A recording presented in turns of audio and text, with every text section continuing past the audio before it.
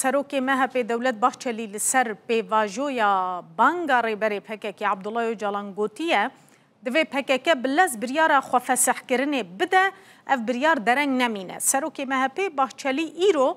دربار روجوی ده داخویانی که نویسکی بلاف کر باحچلی دیار کریه کو هم سیاستا ترکیه هم جی سیاستا جیهان د قوناغین زحمت را درباست به شیمبونا چاندا چار سرکرنا پرسکریکان دریج دکشینه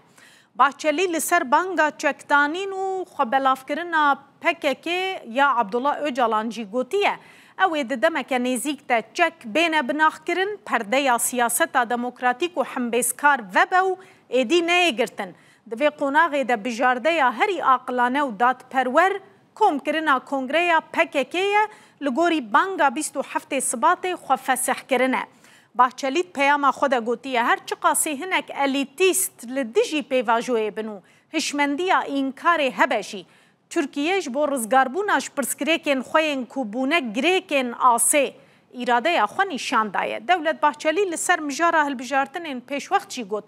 تشتکی وها نینه ین لبنده تشتکی وهابن و دستوالا بمینن